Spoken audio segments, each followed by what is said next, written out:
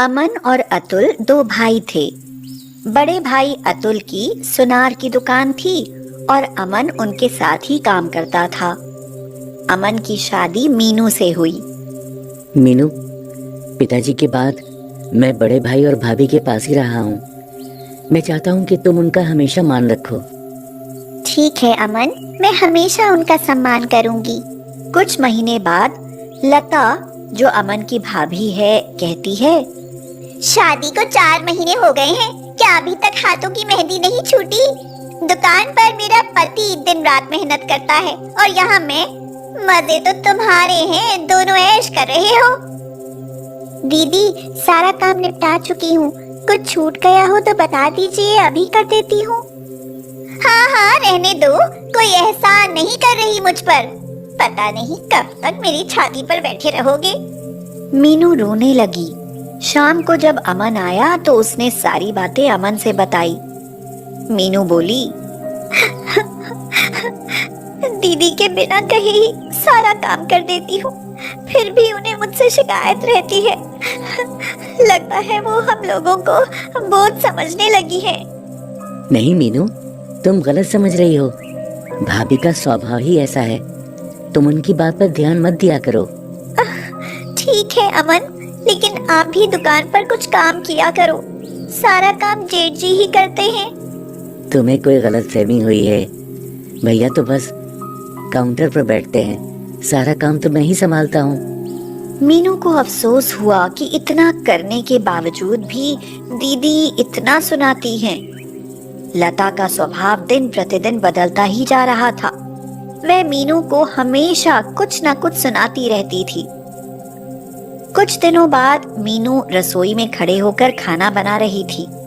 एकदम से उसे चक्कर आ गया और वह बेहोश होकर गिर पड़ी। बर्तनों के गिरने की आवाज सुनकर लता दौड़कर वहां आई और बोली, अरे ये तो बेहोश हो गई है। अमन, जरा देखो, तुम्हारी दुल्हन बहुत नाजुक है, 4 लोगों के खाना बनाने में ही बेहोश हो गई। नहीं भाभी, ऐसा नहीं है, जरूर इसकी तबीयत खराब होगी। मैं डॉक्टर को दिखा कर लाता हूँ। जब मीनू होश में आई तो अमन उसे डॉक्टर के पास लेकर गया।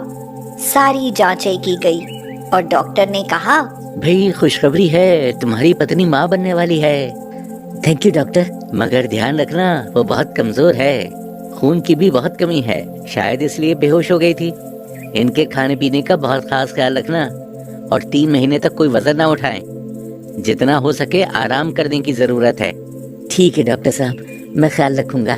मीनू गर्भवती है, यह बात सुनकर लता का माथा चढ़ गया। वह बोली, मीनू, बस एक बच्चा ही पैदा करना। हाँ, मेरे 2 बच्चे हैं, हम लोग उन्हीं की जरूरत पूरी नहीं कर पाते। आज के समय में तो एक बच्चा ही काफी है। भैया, मुझे 2000 रुपए चाहिए। 2000? मगर किस लिए? भैया, मीनू गर्भवती है, वो बहुत कमजोर है। डॉक्टर ने उसे कुछ दवाई लिखी है और कुछ फल भी लाने हैं। देखो अमन, पैसे पेड़ पर नहीं लगते। तुम दोनों के वैसे ही इतने खर्चे हैं और उसके गर्भवती होने का खर्चा, ना ना, मैं नहीं उठा पाऊंगा। ये लो 400 रुपए, इनमें जैसे खर्चा करना हो वैसे करो। अमन को आज अपने भैया का नया रूप देखने को मिला। वह यही सोचता रहा कि आखिर 400 रुपए में क्या होगा, दवाई भी नहीं आ पाएगी। कुछ दिनों बाद, दीदी, आज उठ नहीं पा रही हूँ, चक्कर आ रहे हैं, मैं काम नहीं कर पाऊंगी। मीनू, तुम तो रानी हो, मैं ही तुम्हारी नौकरानी लगी हूँ। हाँ। दीदी, आप भी तो माँ बनी थी, क्या आपके साथ ऐसा कुछ नहीं हुआ? मुझे खाना भी अच्छा नहीं लगता, कई दिनों से खाना खाते ही उल्टियाँ हो जाती हैं। तो क्या हमें खाओगी? मैंने 2 बच्चे पैदा किए हैं, इतने नाटक तो हमने कभी नहीं करे। आज अमन घर पर ही था। वह अपनी भाभी की सारी बातें सुन रहा था। भाभी, मीनू की तबीयत ठीक नहीं है और आप उसे इस तरह बोल रही हैं। लता बोली, तो ले जाओ इसे यहाँ से, इसके नखरे उठाना मेरे वश की बात नहीं है। भाभी, आप जानती हैं ये गर्भवती है और बहुत कमजोर भी है। डॉक्टर ने इसे आराम करने को बताया है। अपनी भाभी से बहस कर रहे हो अमन? जाओ, निकल जाओ यहाँ से। अब अमन और मीनू दोनों सड़क पर थे। अमन ने कभी कुछ रुपए भी अपने पास बचा कर नहीं रखे। यूं तो दोनों पढ़े लिखे थे, लेकिन इस तरह बेघर और गरीब हो जाएंगे कभी नहीं सोचा था। अमन बोला, मीनू तुम यहीं बैठो, मैं कुछ खाने का इंतजाम करके आता हूँ। सुबह से शाम हो गई है, तुम भी भूखी होगी, कहीं बच्चे को दिक्कत ना हो जाए। लेकिन आपके पास तो 10 रुपए भी नहीं है, फिर कहाँ से लाओगे खाना? अब ठहरो, मैं आता हूँ। अमन एक होटल में गया, वहाँ अपनी मजबूरी बताकर खाना मांगा। खाना तो मिल जाएगा, मगर थोड़े से बर्तन हैं, इन्हें साफ कर दो। अमन को खाने के लिए बर्तन साफ करने पड़े। मीनू बैठी हुई अमन का इंतजार कर रही थी। तभी किसी ने पास आकर कहा, मीनू तुम यहाँ इस तरह कैसे बैठी हो? सर आप नमस्ते सर, आपने मुझे पहचान लिया? हाँ बेटा, तुम मेरे स्कूल के होनहार छात्रों में से थी। अब मैं तुम्हें कैसे भूल सकता हूँ? सर क्या बताऊं, गर्भवती हूँ। मैं और मेरे पति सुबह से भूखे हैं। बड़े जेठ जेठानी ने घर से निकाल दिया, सड़क पर आ गए हैं। हमारे पास कुछ नहीं है सर। अमन सारी जिंदगी भैया के लिए कमाते रहे। आज हमें उनकी जरूरत पड़ी तो उन्होंने हमें घर से ही बाहर निकाल दिया।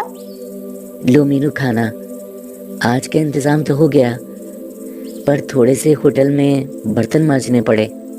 अमन, ये हमारे स्कूल के प्रिंसिपल थे। मीनू, तुम लोगों की दशा देखकर बहुत दुख हुआ।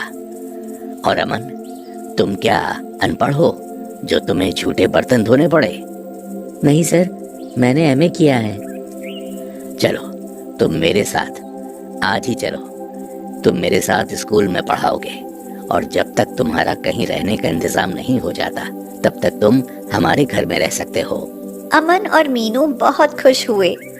अब वो दोनों स्कूल में पढ़ाते थे। दोनों को 15-15 हजार सैलरी मिलती थी। मीनू अब मनपसंद और पौष्टिक खाना खाती थी, जिससे वह तंदुरुस्त होने लगी और बच्चा भी।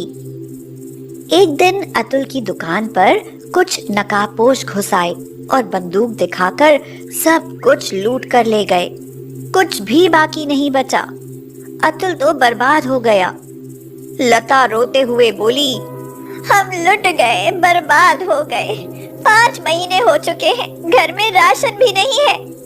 आप भी इतने बीमार हो, मैं किसी घर में काम ढूंढ लेती हूँ। ठीक है, कुछ तो करना ही होगा। किसी ने बताया कि किसी टीचर के यहाँ बच्चा होने वाला है, उसे काम वाली चाहिए। तुम जाकर वहाँ बात कर लो।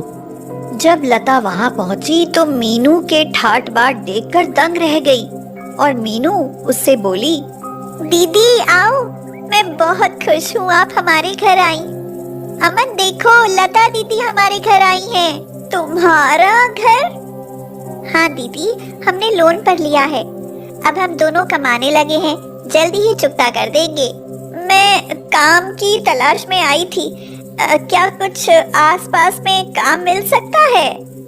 लेकिन आपको काम की क्या जरूरत आन पड़ी दीदी? हमारी दुकान किसी ने लूट ली, हम बर्बाद हो गए। दीदी, हमारे होते हुए तुम घरों में काम करोगी? ऐसा कभी नहीं होगा। हाँ भाभी, मीनू सही कह रही है। मुझे माफ कर दो मीनू, मैंने तुम्हें बहुत सताया है, जिसकी सजा आज मैं, मेरे पति और बच्चे भुगत रहे हैं। दीदी, हमको आपसे कोई शिकायत नहीं है। 2 दिन बाद मीनू ने एक बेटे को जन्म दिया। लता और अतुल उनसे मिलने आए। दीदी, अब ये छुटकू आपको और जेठ जी को ही संभालना है। आप और हम सब एक साथ यहीं रहेंगे। अच्छे लोगों के साथ भगवान हमेशा अच्छा ही करता है।